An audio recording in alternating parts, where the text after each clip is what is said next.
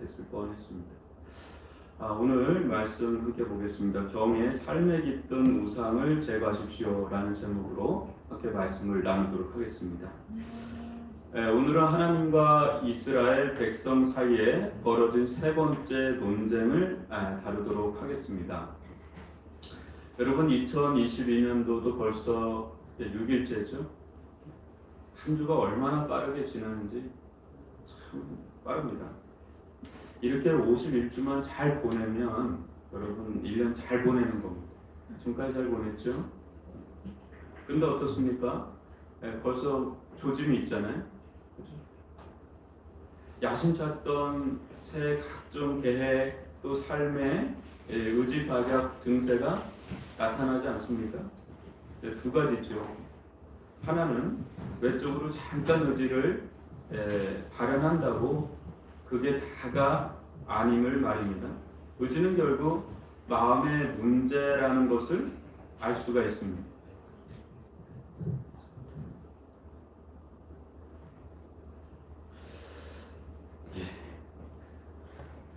마음이 잘 들립니까?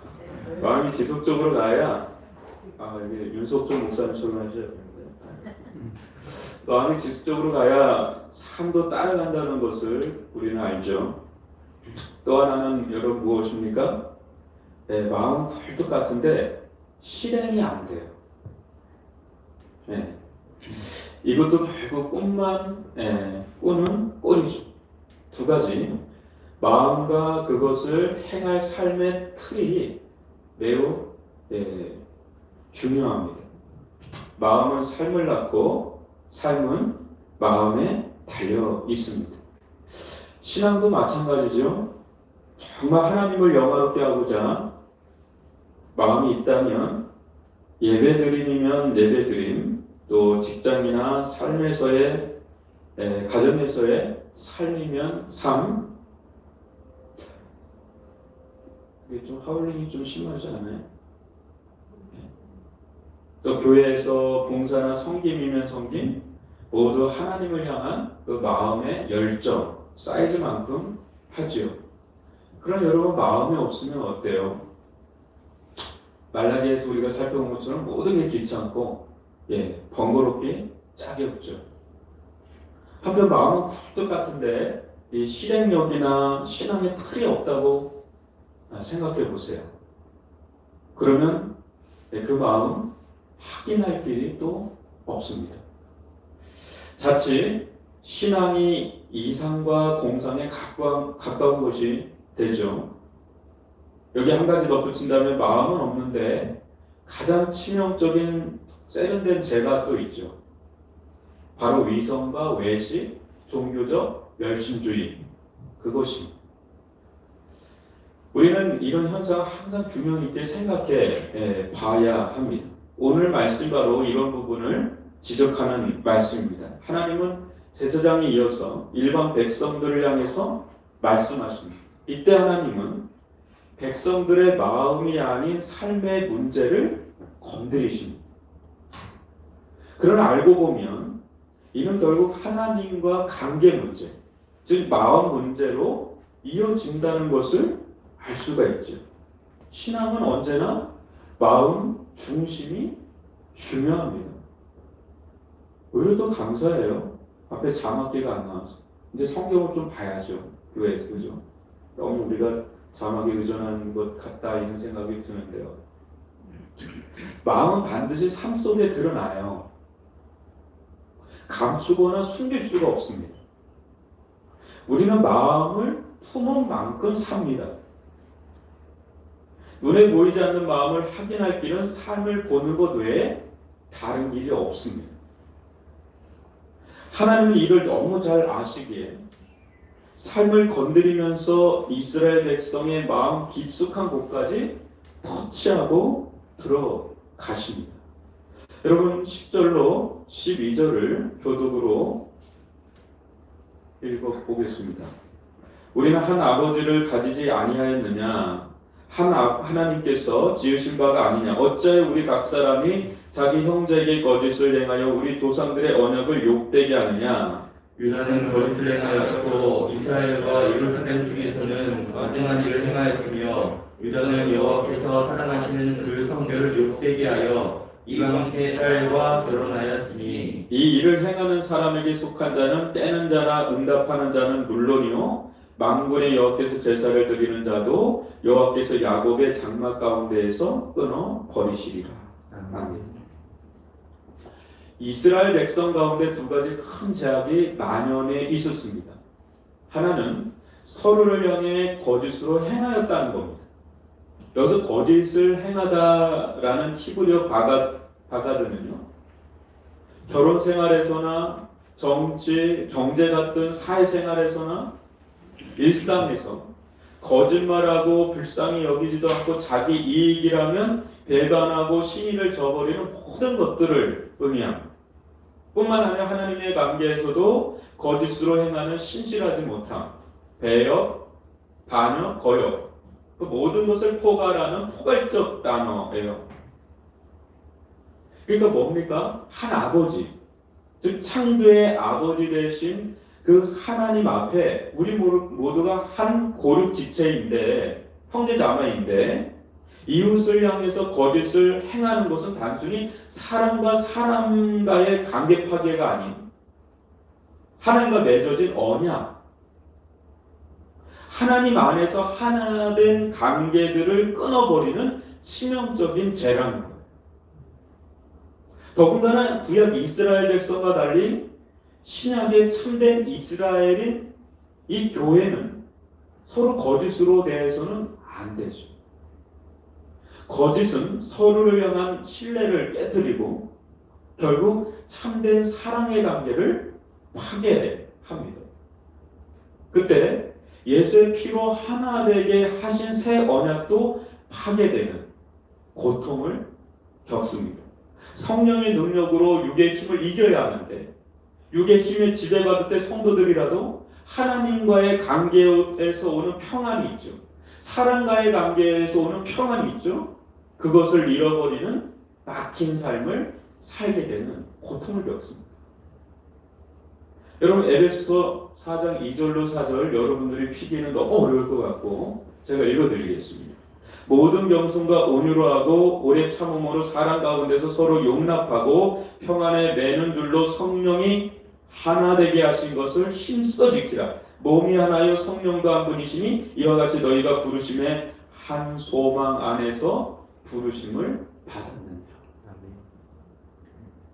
우리는 예수의 피로 하나 되게 하신 것을, 성령이 하나 되게 하신 것을 진실함과 신실함 속에 힘써 지켜야 합니다. 그때 영혼에 참된 평안이 오고 영혼이 잘 될 때 범사가 잘 되고 강건하게 되는 은혜를 누리게 될 줄 믿습니다. 우리 영혼이 평안해야 여러분 범사가 잘 돼요. 이 은혜 받는 게 그렇게 중요한 거죠. 근데 이 은혜라는 게 하나님과의 관계, 사람과의 관계에 화평이 있을 때, 열림이 있을 때 그때 평안함이 있지, 어느 하나가 깨져도 이게 뭉개지잖아요. 이스라엘의 두 번째 심각한 재앙은 이방 여인과의 통혼에 있었습니다. 근데 여러분도 아시다시피 구약의 이방 여인과의 결혼 사례가 있었습니까? 없었습니까? 있었습니까? 없었습니까? 있었죠. 대표적으로 누구죠? 아브라함 어때? 결혼했죠. 그죠? 심지어 모세 율법을 썼던 모세는 어떻습니까? 구스 여인 치죠? 이방 여인인가요? 다말이라는 여인은 어때요? 유다의 다말. 라합이라는 기생은 어떻습니까? 룻은 어떻습니까? 작년에 룻기 했잖아요. 룻. 다 이방 여인입니다. 놀라운 사실은 이들은 메시아의 혈통의 조상이었고 더군다나 이방 여인들입니다. 문제는 이방 여인과의 통혼보다 무엇입니까? 이방 여인을 통해서 들어온 우상 숭배가 진짜 문제라는 거예요. 한마디로 핵심한 이방 여인이 아닌 그야말로 핵심하지 않은 이방 여인은 우상 숭배로 가는 채널이에요. 채널. 환히 열린 채널의 통로라는 거죠. 뻥 뚫린 화해예요. 그냥. 이거 차단하지 못하면 코로나19 바이러스 퍼지듯이 이스라엘 진영 가운데 역병처럼 퍼지는 것은 뭐 시간 문제죠. 이때 당시 아이들 교육을 전담한 자들은 오늘날과 다르게, 오늘날도 뭐 엄마들이 주로 하긴 하지만 여인들이었습니다. 외국 여성들이 히브리어를 할 수 있겠어요? 구사할 수 있겠어요? 잘 못하겠죠. 그러다 보니 심지어 모국어도 할 줄 모르는 자녀들까지 속출한 상태라고 느헤미야서에서 얘기하죠. 애들이 한국말을 몰라요. 당연히 어머니의 종교인 우상 숭배의 길로 가는 것은 뭐 식은 죽 먹기죠. 남편들도 우상 숭배자로 가는 것은 그리 어려운 일이 아닌 거죠. 그렇게 됩니다. 이것이 이스라엘 중에 가증한 일요 그 성결과 거룩을 욕되게 하는 근원이었어요. 더군다나 12절을 열어보세요. 굉장히 난해 구절이거든요. 깨는 자, 응답하는 자가 나옵니다. 이것이 무슨 말일까요? 깨는 자, 응답하는 자. 한마디로 말하면 깨는 자는요, 이방 여인들과 결혼하고 우상 숭배하도록 분위기를 깨우는 자예요. 깨우는 자. 독려하고 조성하는 주동자죠. 응답하는 자는 그런 자들의 말과 모습에 혹해서 따라가는 자예요. 반응하는 자죠.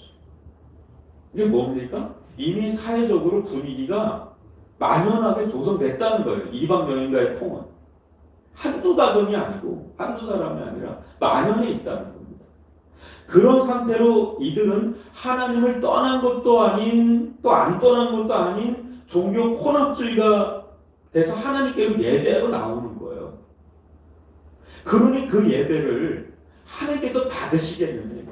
그 예배가 어떤 예배겠느냐 말이에요.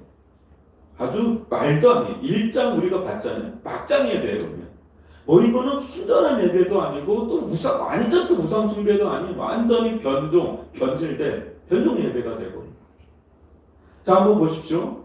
우리는 믿지 않는 자와 결혼해야 합니까? 아니면 절대로 해서는 안 됩니까? 여러분 한번 어떻게 생각하세요? 해야 됩니까? 아니면 절대 하면 안 됩니까? 답변을 잘 못하시는 분인지 제가 잘 모르겠습니다. 절대적 명령이라고는 할 수 없어요. 뭐 그렇게 하면은 그냥 돌로 쳐 맞아야 된다 이런 건 아니에요. 근데 원칙적으로 믿는 자와 결혼해야 되죠. 빛과 어둠이 벨리알과 하나님이 함께할 수 없는 거죠. 그러나 부득이하게 믿지 않는 자와 멍해를 같이 할 수 있죠. 같이 하게 될 수 있죠. 많죠, 뭐. 근데 그때 명심해야 할 것이 있습니다. 아브라함이나 모세, 살몬, 또 유다, 보아스 이들은 모두 배우자들을 믿도록 했어요. 뭡니까? 솔로몬처럼 끌려가지 않았다는 끌어왔다는 거죠. 끌어올 것 같으면 하시라는 거죠. 끌어올 힘이 있으면 하시라는 거죠. 여러분들이 그러한 마음과 신앙심, 사명감이 아니고서는 이 불신 배우자와 결혼한 후 신앙을 놓칠 확률이 상당히 많습니다. 이 부분에 대해서 할 얘기가 너무 많지만 너무 길어서 할 얘기를 여기서 끊겠습니다. 저는 너무 많이 봤기 때문에 여러분들도 다 봤을 거예요. 중고등 청년도 뜨거웠던 사람 소용없어요. 결혼 딱 하면 그걸로 다 하실 거예요. 성교 간다 하는 자매들도 뭐 여지 없어요. 언니 누나들 뭐 다 소용없어요. 가까스로 배우자의 동의하에 여러분의 신앙의 자유를 누린다 하여도 자녀를 신앙으로 키우는 문제는 또 다른 문제가 될 겁니다.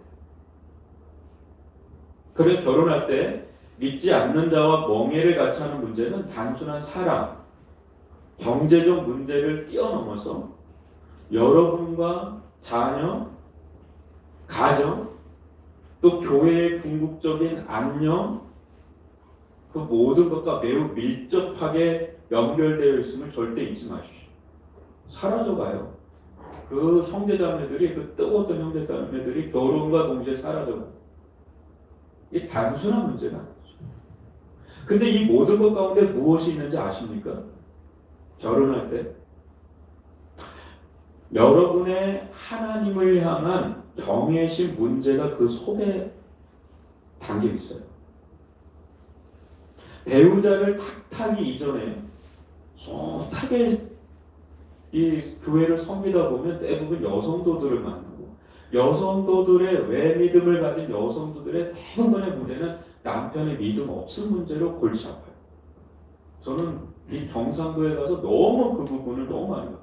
굉장히 유교적인 게 너무 세요. 가부장적인데 엄청 강한데요. 안동서부터 그쪽은 너무 세요. 길을 못 핍니다, 여러분. 진짜. 다 그러면 이렇게 물어야 돼요. 어디 여자가 눈을 딱 뜰 그런 거의 없어요. 제가 너무 놀랐어요. 여러분은 참 진짜 인격적인 남편 맞는. 근데 무엇이 이 사람과 결혼하는 내적 동기인지를 한번 보세요. 본인이 선택했잖아요. 근데 결혼할 때 본인이 선택했잖아요. 누가 뭐 강압하는 게 아니잖아요. 본인이 선택한 거죠.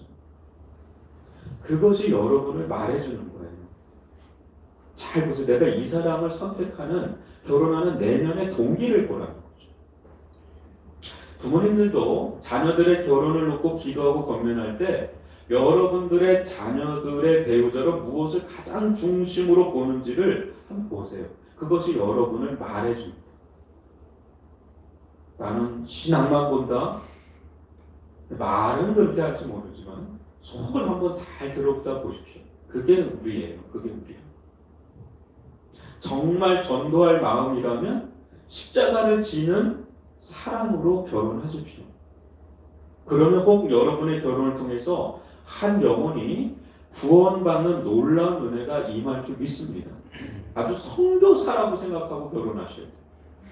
내 배우자가 선교사다. 그 각오하고 결혼하셔야 돼요. 혹 배우자가 여러분을 핍박하여 신앙을 내려놓게 하려 한다면 육은 죽을지 모르나 영은 죽이지 못하는 배우자보다 오히려 영과 육 모두 심판할 수 있는 하나님 앞에 두렵고 떨림으로 서길 바랍니다. 불같은 연단을 받으실 거예요.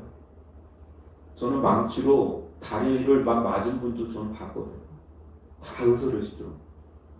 그래도 그분은 불같은 연단 속에서 결국 버티더라고요. 승리하시더라고요. 정말 대단한 일들이 많이 해요. 그러니까 아예 각오를 하시고 결혼을 해야 돼요. 불신자와 결혼할 때. 처음에는 이제 어떻게든 결혼하려고 다 하죠. 근데 결혼하고 나면 이제 진짜가 펼쳐지잖아요. 그러니까 여러분 아주 정신 바짝 차려야 되는 거죠. 그럼 이제 자매들 같은 경우 얘기하죠. 목사님, 형제가 없어요, 교회에. 진짜 기도해야죠. 기도해야 돼요. 있어요. 할 때 되면 있고, 아니면 순전하게 그냥 하나님께 바치는 삶으로 가든지, 아니면 진짜 선교를 하든지 하는 마음으로 결혼해서 가야죠. 신앙 놓치면 안 되잖아요. 그러다가 신앙 놓치면 끝나는 거죠.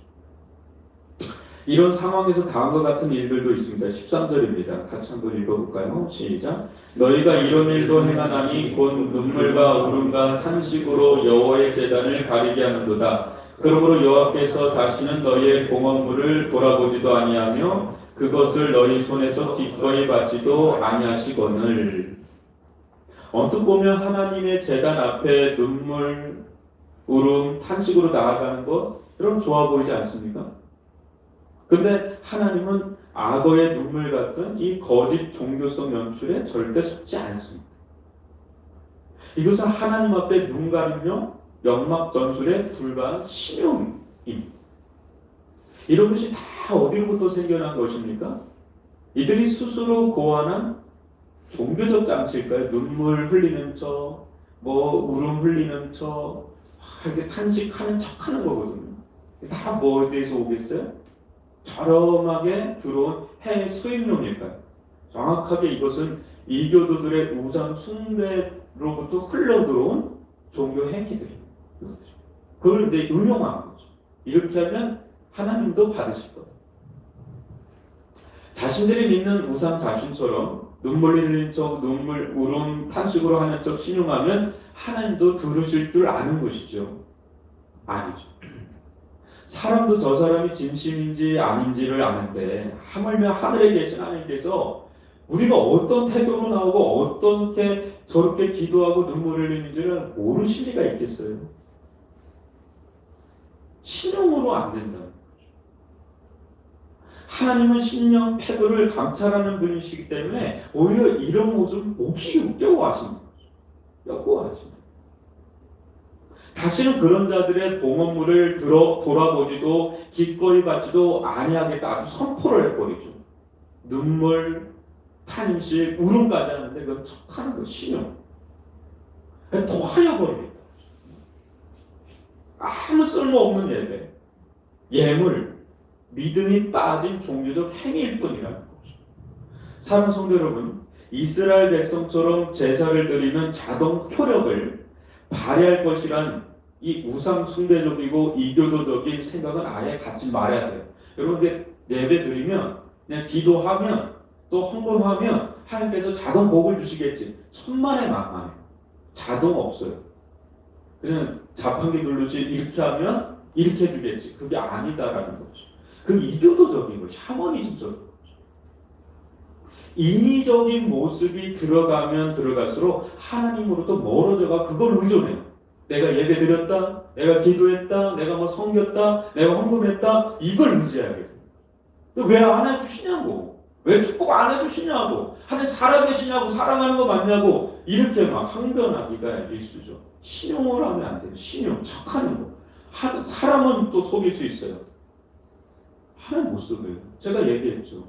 그 새벽에 미국 교회가 한 번 발칵 뒤집힌 적이 있어요. 장로님이 미국의 그 필라델피아가 어디서 유명한 장로님이 있어요. 모든 사람이 존경을 하고. 근데 그분이 떨고다가 암에 걸렸네. 시한부 인생이 됐네. 완전히 하나님 저버리고 끝나버렸어요. 그것 때문에 아주 미국에 있는 교회에서 발칵 뒤집힌, 그게 한국에도 전달돼가지고 그냥 뭐 정신 차리라고 목사님들이. 그 마지막 그 담임 목사님이 당신 이렇게 하면 천국 못 간다고 했는데도 끝까지 회개하지 않고 그냥 죽어버려. 하나님 먹지 상관없다. 그렇게 하고 죽을 맞으니까 교회가 완전히 뒤집혀지고 사회가 뒤집혀진 거예요. 신용하고 척하면 안 된다는 거죠. 마음. 여러분, 하나님 앞에는 거짓이나 신용, 잠깨 섞인 마음, 천지신명님께 비나이다라는 식의 그렇게 하면 안 돼요. 참된 믿음으로 인격 대 인격으로 가야 돼요. 하나님이 인격적인 존재입니다. 인격 대 인격은 알잖아요. 그죠? 서로 교류가 되잖아요. 그런 예배를 받으시고 그런 기도를 받으세요. 진심으로. 정말 하나님과 교통이 이루어져야 돼요. 여러분 14절로 16절도 한번 같이 교독으로 읽어봅니다. 너희는 이르기를 어찌 됨이니까 하는도다. 이는 너와 내가 어려서 맞이한 아내 사이에 여호와께서 증인이 되시기 때문이라. 그는 내 짝이요 너와 서약한 아내로되 내가 그에게 거짓을 행하였도다. 그에게 영이 충만하였으나 오직 하나를 만들지 아니하였느냐. 어찌하여 하나만 만드셨느냐. 이는 경건한 사람을 얻고자 하시나. 그러므로 내 신령을 성가시켜 어려서 맞이한 아내에게 거짓을 행하지 말지니라. 이스라엘 하나님 여호와가 이르노니 나는 이혼하는 것과 옷으로 학대를 가리는 자를 미워하노라. 만군의 여호와의 말이니라. 그러므로 너희 심령을 상가지켜 거짓을 행하지 말지니라. 이 부분은 이스라엘 가운데 이 부부 문제 중에 만연하게 시작한 이혼 문제를 지적하고 있는 장면입니다. 결혼 제도는 사람이 만들어낸 제도가 아니죠. 이는 하나님께서 창조 시에 직접 만드신 신성한 제도입니다. 결혼. 한 분 하나님은 한 가정을 만드사 경건한 자손을 얻으려 하셨어요. 이게 하나님의 계획이에요. 그러나 적법한 사유 없이 억울하고 부조리하게 이혼을 가만히 하는 경우에 배우자에게 거짓을 행하는 것에 앞서서 이 또한 뭐예요? 한 가정을 이루게 하신 하나님을 대적하는 행위라는 거예요. 그러니 이 속에도 무엇이 놓여 있는 것입니까? 단순히 이혼 한 해 만에 문제가 아닌 이 속에 하나님을 저버리고 세상을 따라가는 우상 숭배가 있음을 지적하시는 거예요. 지금 이 장면에서. 하나님을 향한 경외심이 사라져갈 때 자연스레 우리들의 삶에 윤리와 도덕은 붕괴되고 상실되기 시작합니다. 아나무인적으로 자신이 이 세상의 주요 왕이 돼서 제 뜻대로 제 멋대로 살아가지요. 하나님은 모르신다는 거. 하나님은 안 보이신다. 하나님은 안 계신다. 하나님은 어떤 일도 행하지 않는다. 내가 이렇게 생활해도. 그것은 곧 하나님을 부정함과 동시에 하나님을 멸시함이 그 마음 가운데 고스란히 배어 있는 것입니다.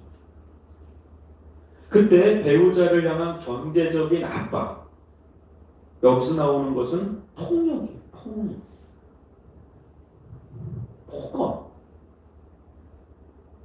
말할 수 없는 수치심, 모멸감, 기본적인 신뢰, 상식적인 수준의 의무도 하지 않는 그런 채로 이혼을 반강제적으로 피를 말리면서 감행할 경우 그것은 그 배우자를 향해서 죄를 범하는 것을 넘어서서 하나 되게 하신 하나님께 죄를 범하는. 근데 그런 가운데도 너희들이 예배 자리로 나온다는 거예요. 그런 가운데. 근데 그런 예배를 하나님 받으시겠느냐 이런 거예요. 지금. 근데 이스라엘 가운데 이게 만연한 거예요. 남편이 아내를 그렇게 하면서도 예배 자리로 나오는 거예요. 그 예배를 하나님께서 역겨워하시는 거예요. 토하여 내버리겠다. 그냥 그렇게 그 장면이에요. 지금. 한 목사님이 몇 년 전에 공개적으로 자기의 온 편지를 책망한 이제 이렇게 읽고 책망한 적이 있었습니다. 누구라면 여러분도 알 텐데 그 내용인지 목사님 교회에 자기 남편이 예배 출석을 하고 있다는 겁니다. 그런데 상간녀와 함께 매주 거룩한 예배 자리로 나가고 있다는 그 내용을 가슴이 찢어지도록 울부짖는 아내의 한 맺힌 눈물의 편지였어요. 근데 수천 명이 모이는 대형 교인이 뭐 누군지를 알겠어요. 성도들에게 양해를 구하고 편지를 공개적으로 읽어버렸어요. 구구절절. 그리고 아주 책망을 했어요. 공개적으로. 누군지 모르니까. 회개하고 가정의 품으로 돌아가든지 이 예배 자리에서 떠나라. 가시라고. 그 예배 하나 안 받으신다고 아주 공개적으로 책망한 그런 설교를 했어요. 근데 이런 일들이 오늘날 교회에서 비일비재하게 일어나고 있는 거 아십니까? 하나님께서 맺어주신 남편과 아내에 대한 정조, 그 기본적인 삶, 그걸 지키지 못한 채 예배 자리로 나오는 것은 여러분 무엇입니까? 회개하고 회복하기 위해서 나오는 것입니까? 아님 정말 하나님을 경배하고 싶은 마음으로 나오는 것입니까? 아님 종교적, 단순한 종교적 위안을 얻기 위해서 나오는 것입니까? 도대체 무엇 때문에 나오는 것입니까? 하나님은 오늘 이스라엘 백성 가운데 만연해가는 도덕적 타락을 지적하시면서 이는 단순한 도덕적 행위, 타락이 아닌 그 속에 하나님을 경외하면서 떠난 세상을 쫓는 우상 숭배적 죄악이 있음을 고발하고 주께 온전히 돌아오도록 좀 경고하고 있는 거예요. 삶을 지적하면서 그 속에 배어있는 우상 숭배적인 마음을 돌이켜서 삶을 개혁하고 나오라는 거죠. 사랑하는 성도 여러분, 오늘날 우리들 안에 얼마나 많은 세상의 물결이 있는지 보십니까? 세상에서 일어나는 일들이 버젓이 교회에서도 일어나고 그것은 세상적으로도 문제죠. 그죠? 세상적으로도 드문 일이니까 문제인데 나아가서 하나님의 이름을 먹칠하는 거죠. 이때 신자는 거룩한 능력을 상실합니다. 거룩한 능력을 상실한 자에게 기대할 수 있는 건 아무것도 없습니다. 우리가 잘난 게 아무것도 없어요. 은혜 떨어진 우리가 아무것도 아니에요. 하나님께서 부어주신 거룩한 능력 떨어진 우리 아무것도 아니고요. 삼소자 아무것도 아니고. 우리를 우리 되게 하는 것은 은혜예요. 우리를 우리 되게 하는 건 하나의 거룩한 능력뿐이에요. 없어요. 근데 이거 떨어지면 말짱 꽝이죠, 우리도. 그저 세상 영으로 충만한 상태로 매주 그냥 교회 출석 도장 찍는 거예요. 그냥 눈도장 찍고 가는 거죠. 누가 알겠어요? 또 누가 뭐라 그랬겠어요? 그렇게 하면 여기만 교회 딴 교회로 바꿔버리죠. 대형 교회로 쓱 스며들어서 불특정 다수가 돼서 그냥 거기서 룰루랄라 그냥 예배 드리는데 그 예배가 어떤 예배인지도 모르고 내가 언제 하나님 멸시했습니까? 더럽게 했습니까? 당신나 사랑은 봤으니까 이런 말만 하고 그냥 평생 가는 거예요. 그렇게. 거짓을 버려야 합니다. 거짓적인 거 버려야 돼요. 그리고 올 한 해 우리 안에 있는 내 가정 안에 있는 우리 교회 안에 있는 그 거짓된 것들 다 버려야 돼요. 조금이라도 하나님 앞에 더 진실해지는 길, 신실해지는 길, 순전해지는 길을 가는 것. 이 길만이 우리가 가야 될 길인 줄 믿습니다. 2022년도 시작하면서 얼마 지나지 않았지만 여러분 우리들의 삶 속에 하나님께 기뻐하시지 않는 부정한 어떤 행태들, 삶을 여러분 작은 것부터 큰 것까지 불살라 버리도록 아예 마음을 먹으세요. 물질이면 물질, 관계면 관계에서 작은 것부터 큰 것까지 이 야곱의 가정 안에도 이 부정한 것들이 들어왔거든요. 있어요. 우리들이 아무리 하나님을 믿어도 세상적인 부정한 요소들이 크고 작은 것들이 왜 없겠어요. 우리들의 생각과 마음과 삶 속에 내 개인적인 또 우리 가정 안에 또 우리 교회 안에 왜 없겠어요. 없으면 그게 거짓말이죠. 있지요. 근데 그런 것들을 불살라 버리는 거예요. 그걸 버리는 거죠. 여러분 버리는 것은 쉽지 않아요. 쉽지는 않지만 버리잖아요. 그 하나님으로부터 오는 참된 자유가 있어요. 그 행복이 있어요. 그 가벼움이 있어요. 그리고 여러분 기쁨이 있어요. 오랫동안 그렇게 버리지 못하는 것들인데 그걸 딱 내려놓잖아요. 엄청난 능력이 생겨요. 자유가 오고 기쁨이 생겨요. 야, 이스러운 세계가 있군요. 예를 들면 쇼핑 중독에 걸렸다. 그거를 내려놓잖아요. 또 다른 엄청난 자유와 힘이 내면에서 생깁니다. 담배 있잖아요. 그거 끊잖아요. 엄청난 자유가 생깁니다. 여러분 술 끊잖아요. 또 다른 세계가 열립니다. 그거 어렵죠. 크고 작게 어려운 것들이 있어요. 그리고 매번 따박따박 들어오는 부정적인 루트로 들어오는 돈 있죠. 그거 끊으면 죽을 것 같죠. 또 다른 은혜가 있어요. 하나님 앞에 정결해지는 은혜가 있어요. 거룩의 능력이 회복되는 은혜들이 있다. 관계도 마찬가지. 여러분 하나님 앞에 결단하십시오. 부정적인 것을 버리고 좀 더 나아가서 거룩한 삶을 내가 살겠다. 좀 더 그냥 조금 더 1mm, 1cm라도 되면 조금 더 거룩한 삶을 살겠다고 결단하십시오. 한꺼번에 하면 여러분 뭐가 와요? 면역 반응이 와요. 그 뭐라 그러죠? 갑자기 그러면 예? 다이어트 하다가 금단 현상 그 너무 심하게 오니까 조금씩 여러분 이렇게 결단하십시오. 여러분 하나님 앞에 사는 게 억울하고 억압된 삶이 절대 아니에요. 더 나은 삶이 굉장히 많아요. 하나님 안에서 더 자유로운 삶, 더 나은 삶, 더 좋은 삶, 더 경이로운 삶, 와 이런 세계도 있구나. 야 이렇게 자유한 삶이 있구나. 이렇게 기쁜 삶이 있구나. 이렇게 행복한 삶이 있구나. 이렇게도 능력이 주어지는 삶이 이렇게도 있구나라는 것을 경험하십시오. 너무 놀라운 삶이 하나님 안에 있어요. 말라기서가 경고등을 켜는 거지만 하나님 앞에 나오는 게 여러분 그렇게 나쁜 게 아니에요. 이방 여인과 끊으면 죽을 것 같죠? 이방 여인 아니고 믿는 여성들과 남편들과 결혼하는 것 속에는 엄청난 은혜가 있어요. 경제적으로는 좀 어려울 수 있겠죠. 세상적으로.